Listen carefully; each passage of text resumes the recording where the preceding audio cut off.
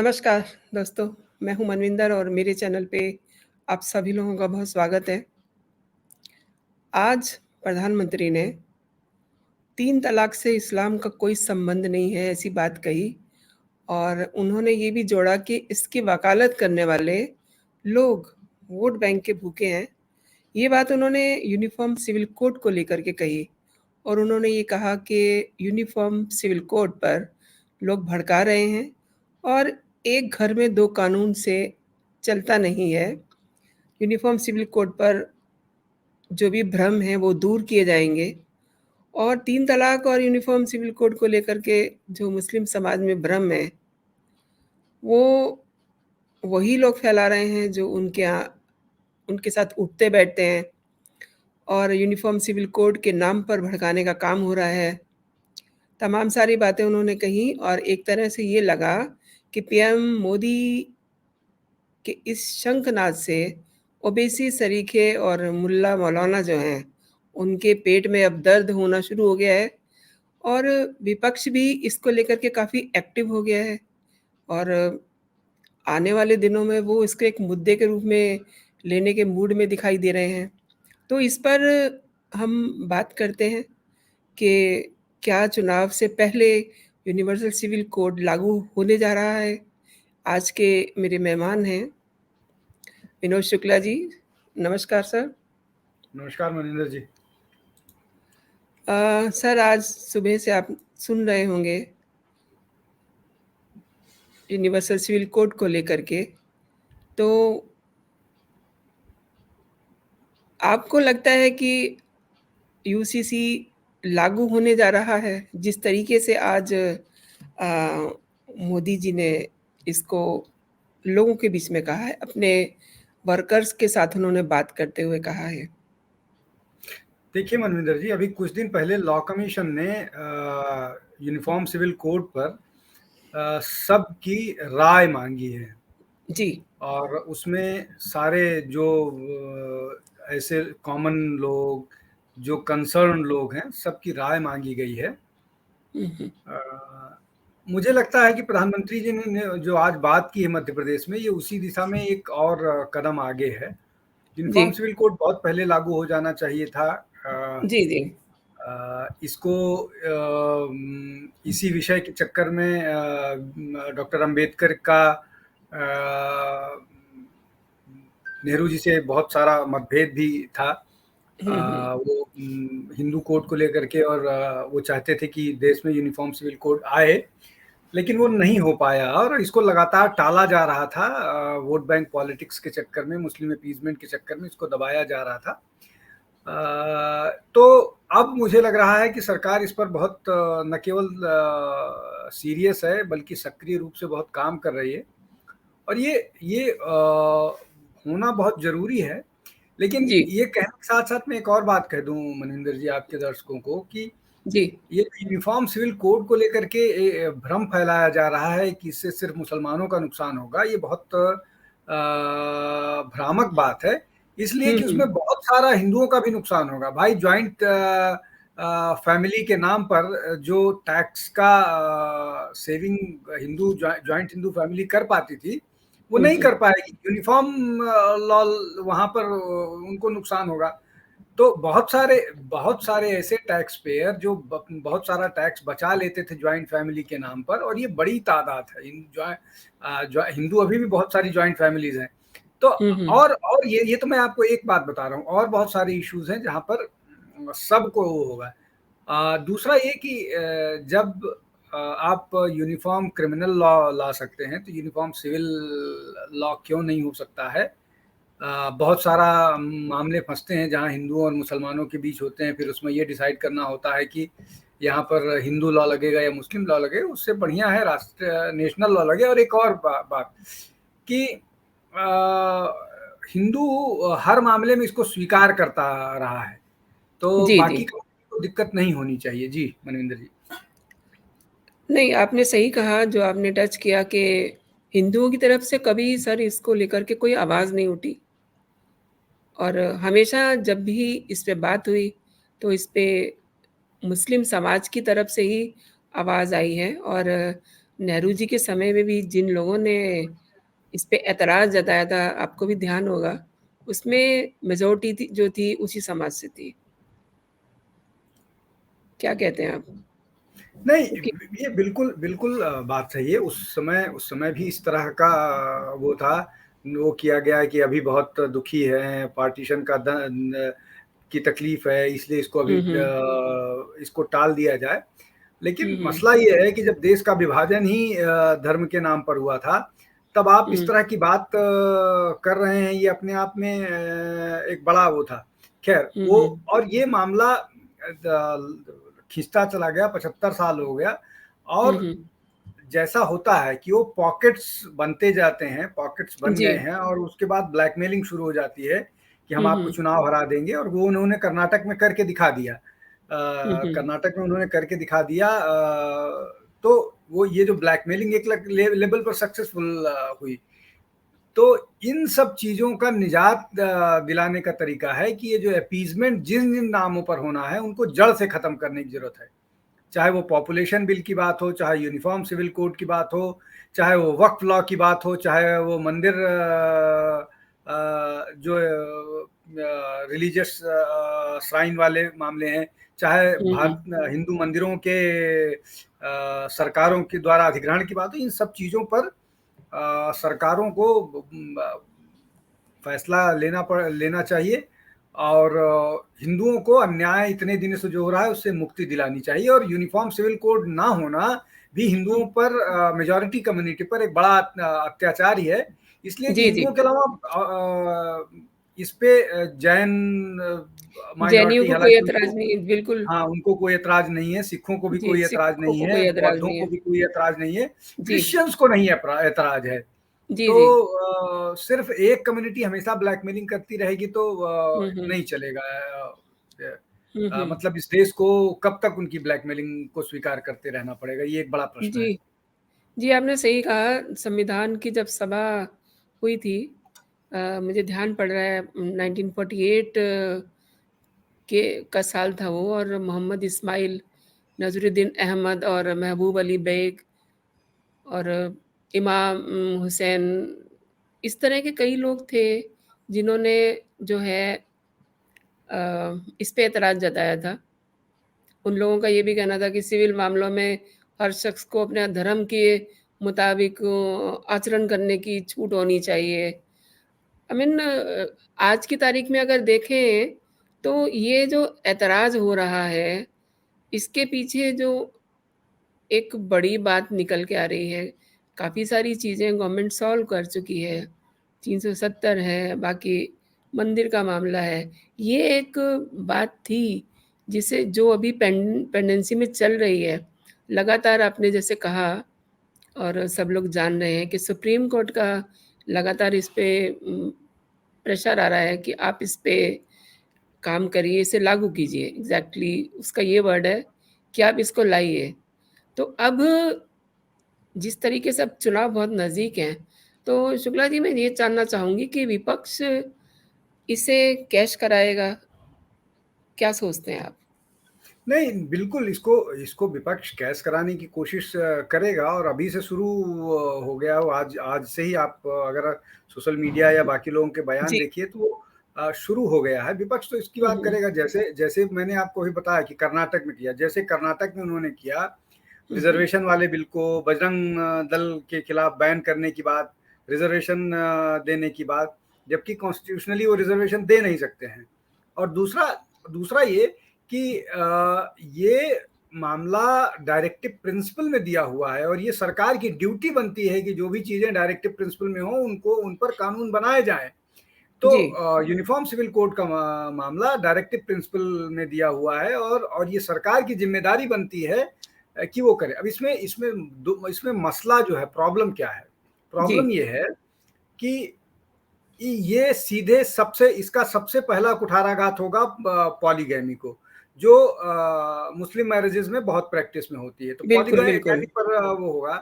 जी। Polygamy पर जब रोक लगेगा तो बहुत सा वो होगा, फिर जी, उसको जी। रिलीजन का नाम दीजिए। उसके हुँ, बाद हुँ। पॉपुलेशन को लेकर के, पॉलीगैमी के कारण वो पॉपुलेशन वाला मामला जुड़ता है। तो फिर जब आपके पास सारे लॉ सिमिलर होंगे, यूनिफॉर्म होंगे, फिर आप सिटीजन की तरह से डील करेंगे ना। देखिए, जहां पर इंटरेस्ट, कंट्री के इंटरेस्ट की बात आएगी ना, वहां पर कंट्री को, सारे सिटीजन को सिटीजन के तौर पर डील करना चाहिए, ना कि हिंदू और मुसलमान के तौर पर। हिंदू और मुसलमान के तौर पर उनको तब वो करना चाहिए जब उनके रिलीजियस राइट्स का वायोलेशन हो। ये यूनिफॉर्म सिविल कोड या लीगल वो, इनसे उनके ह्यूमन राइट का वायोलेशन, या उनके पॉलीगैमी जो है वो कहीं से भी उनका ह्यूमन राइट का ये वायोलेशन नहीं है, या उनके फंडामेंटल राइट का वायोलेशन नहीं है। और या 15 बच्चे पैदा हों किसी भी कम्युनिटी को, चाहे वो हिंदू में चाहे मुसलमान हो, ये फंडामेंटल राइट नहीं है 15 बच्चे पैदा करना। तो ये अगर फंडामेंटल राइट्स के वायलेशंस नहीं हो रहे हैं, तो निश्चित तौर पर सरकार को इस तरह के कानून लाने चाहिए जो देश के इंटरेस्ट में हो। और मुझे लगता है कि यूनिफॉर्म सिविल कोड देश के लिए बहुत जरूरी है। जिस तरह के उसमें है, मैंने आपके पिछले डिबेट में कहा था कि ये जो जिसको हम डेमोग्राफिक डिविडेंड बोलते हैं, वो डेमोग्राफिक डिविडेंड अब डेमोग्राफिक कर्स बनता जा रहा है, डेमोग्राफिक डिजास्टर बनता जा रहा है। उस डिजास्टर से बचने के लिए इस तरह की चीजें करनी पड़ेगी सरकारों को। जी, जो फोकस था, जहाँ से हमने बात शुरू की थी, उसमें मुस्लिम महिलाओं को उन्होंने फोकस किया था। और इस समाज में, मुस्लिम समाज में, जो जैसा कि आपने जिक्र भी किया पोलोगैमी का और बहुविवाह की जो बात है, बाकी भी और कई ऐसे हलाला है, ऐसी कई चीज़ें हैं जिसमें इनके ओवैसी जैसे लोग अब आगे आना शुरू हो गए हैं, क्योंकि इनके अपने हित जुड़े हुए हैं। इन्हें उन औरतों से कोई लगाव, या मतलब इन्हें सिर्फ इसको अभी तक जो है सिर्फ वोट की तरह देखा जाता रहा है। तो अब अगर हम, जैसे कि आप बात कर रहे हैं कि कानून सबके लिए बराबर हो जाएगा, तो इन महिलाओं को भी आगे आना चाहिए ना? नहीं, बिल्कुल महिलाओं को आना चाहिए। महिलाओं को, मुस्लिम महिलाओं को आगे आना चाहिए और उनको इस पर खुल के बोलना चाहिए। हालांकि पहले जैसी स्थिति नहीं रही है, थोड़ी बहुत महिलाएं बोलने लगी हैं, और वो नजर आता है। अब मैं इसको एक उदाहरण से मैं बताने की कोशिश कर रहा हूँ। देखिए मनविंदर जी, हिंदू मैरिज एक्ट की बात होती है और ये कहा जाता है, मतलब सामान्यतः, कि हिंदुओं में जो शादी होती है वो अनब्रेकेबल होती है। उसमें तलाक का कोई कॉन्सेप्ट नहीं होता। तलाक कहीं से भी, हाँ, तलाक कहीं से भी, न हिंदी संस्कृत कोई वर्ड नहीं है। मतलब जिसको बोला जाता है ना, तलाक के बारे में कल्पना ही नहीं होती है, इसलिए कि शादी एक जन्मों का बंधन नहीं होता है। हिंदू संस्कृति में उसको 7 जन्मों का बंधन माना जाता है। तो चलिए, वो एक हिंदू मैरिज की बात हो गई, मतलब वो एक कॉन्सेप्ट हो गया। लेकिन सामान्यतः तौर पर हिंदू जो है वो सप्तपदी 7 फेरे लेता है, और ये एक कॉन्ट्रैक्ट की बजाय एक रिलीजियस कमिटमेंट, सोशल कमिटमेंट होता है। लेकिन इन सब मुस्लिम के समाज बावजूद, में डिफरेंट है ना, इन सब वो के तो बावजूद समझौता है। भारत में हिंदू मैरिज में तलाक को डाला गया, इसलिए कि बहुत सारी महिलाओं को ये था कि ऐसा हम किसी ऐसे बंधन में क्यों बंधे रहें जहां पर हम उस रिश्ते के साथ न्याय नहीं कर पा रहे हैं। और इसको सबने स्वीकार किया, इसको पूरे हिंदू समाज ने स्वीकार किया। तो अगर ये एक समाज में हो सकता है, तो इस तरह की चीजें बाकी समाज में भी ले आने की जरूरत है, जिससे सबको न्याय मिल सके।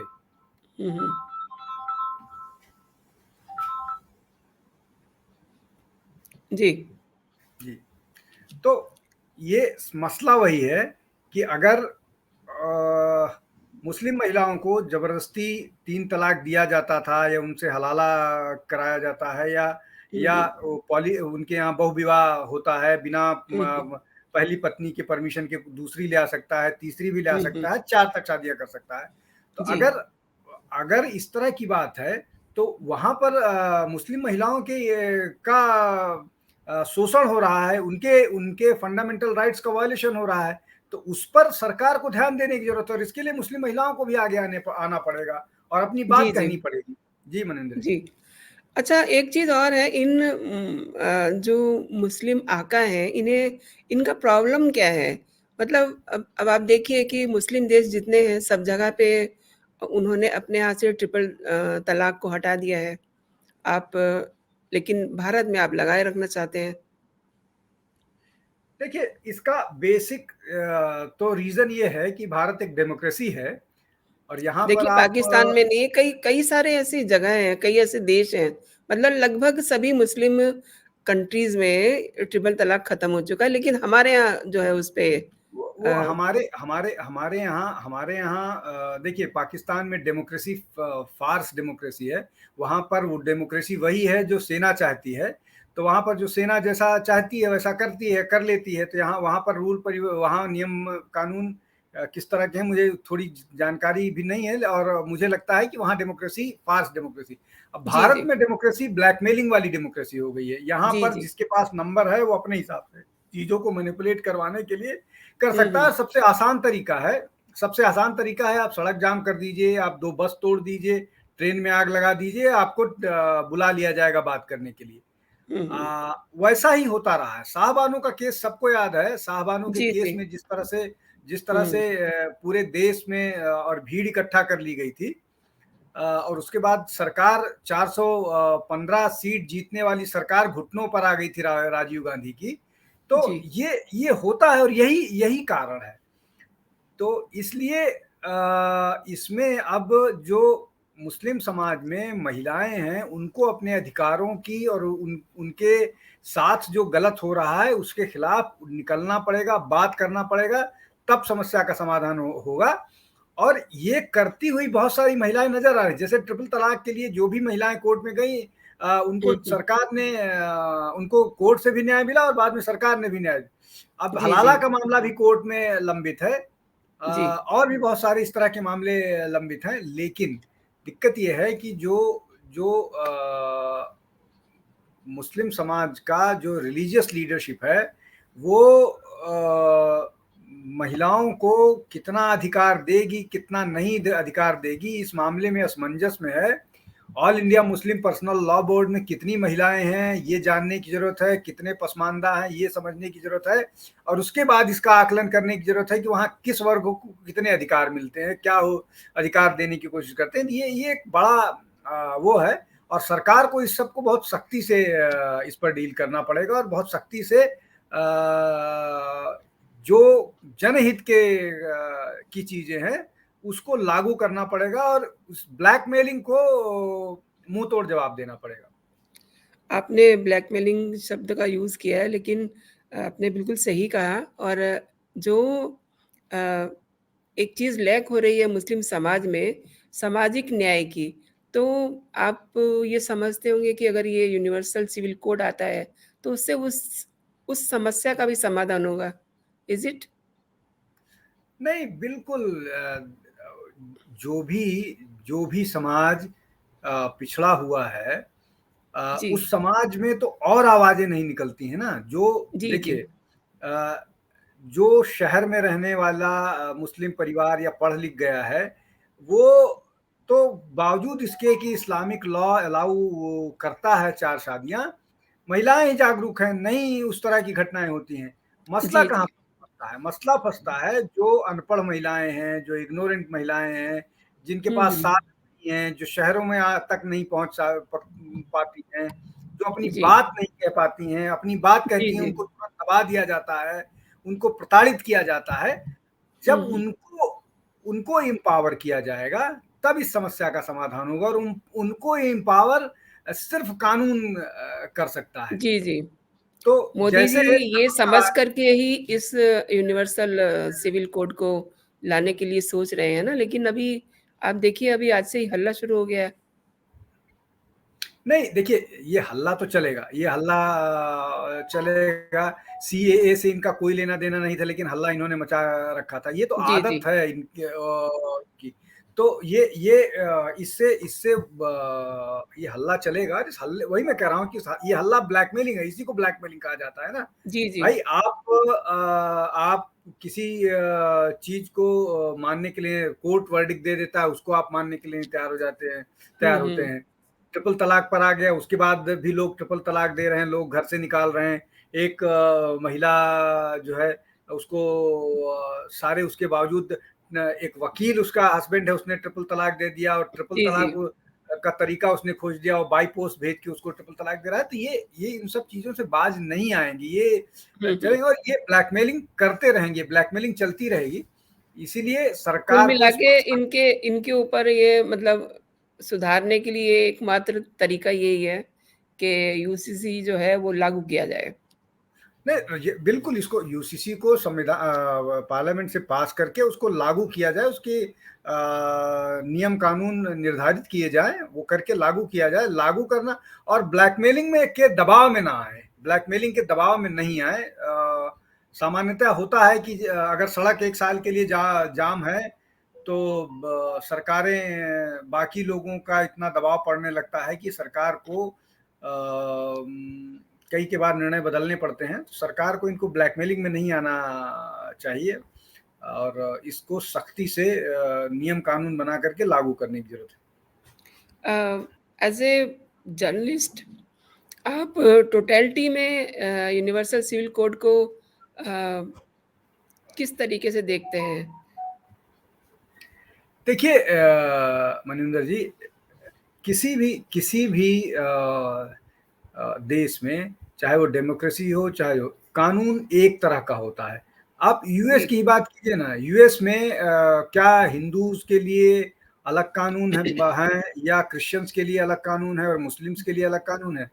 एक कानून है जिसको अमेरिका का कानून कहा जाता है। तो भारत में भी ऐसा कानून होना चाहिए जिसको भारत का कानून कहा जाए और भारत का कानून ही बनना चाहिए। देखिए ये बड़ा कन्वीनियंट है, चूंकि सिविल लॉ में बहुत सारा कन्वीनियंस है, बहुत सारी चीजें ऐसी हैं जो मेल डोमिनेंट सोसाइटी जो है उसको उसको वो उसको सूट करती है, इसलिए वो जी, जी। नहीं चाहता है यूनिफॉर्म जून। अब भाई क्रिमिनल क्रिमिनल लॉज में तो यूनिवर्सल लॉ है ना, वहां पर भी फिर जो शरिया लॉ है या क्रिश्चियन लॉ है या बुद्धिस्ट अगर कोई है तो वो लागू करना चाहिए। जहां चोरी पे हाथ काट दिया जाता है, चोरी करने वाले का हाथ काट दिया जाता है और बाकी सारी चीजें, तो क्या क्या उस सब के लिए भी तैयार हो जाएंगे ये लोग? जी। क्रिमिनल केसेस में भी शरिया लॉ की ही बात करेंगे? तो ये कन्वीनियंस वाला मामला नहीं चलेगा।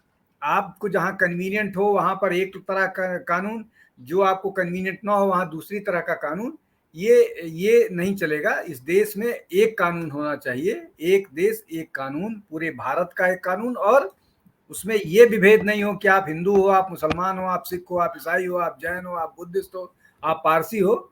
एक कानून भारतीय नागरिक के लिए, भारतीय नागरिक के लिए भारतीय कानून, कोई दूसरा उसका डेफिनेशन नहीं होना चाहिए। जी मनविंदर जी।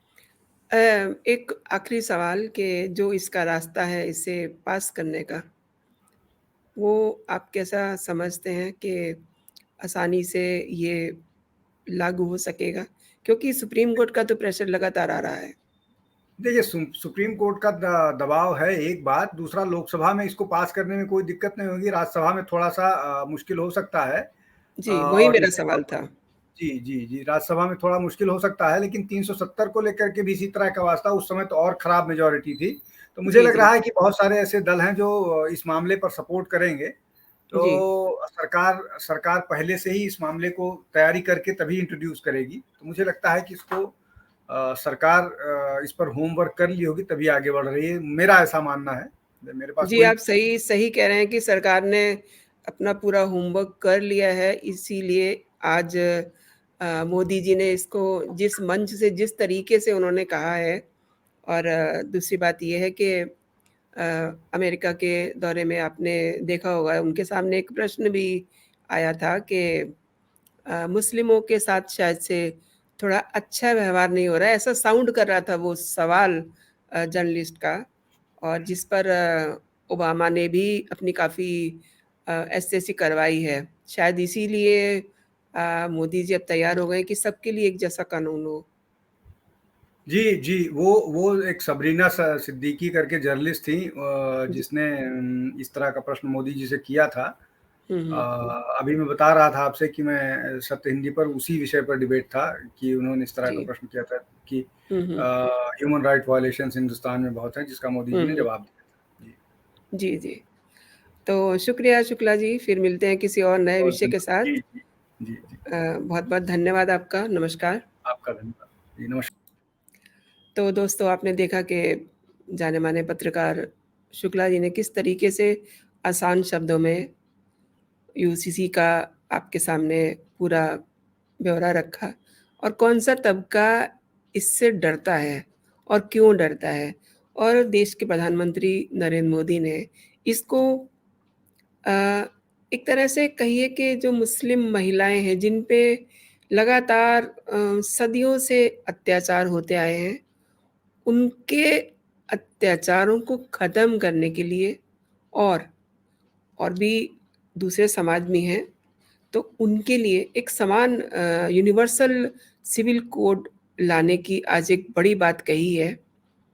आपने दोस्तों पूरा वीडियो देखा। मैं चाहूँगी कि आप इस वीडियो पर अपनी टिप्पणी ज़रूर दें और जो दर्शक मेरे साथ पहली बार जुड़े हैं, वो मेरे अ, चैनल को सब्सक्राइब कर लें। सब्सक्राइब का बटन दबाएँ और ये वीडियो अगर आपको पसंद आया है, तो लाइक का बटन दबाइए और मेरा चैनल देखते रहिए। आज के लिए इतना ही। आप खुश रहिए, स्वस्थ रहिए, अपना और अपनों का ख़्याल रखिए। जय हिंद, जय भारत।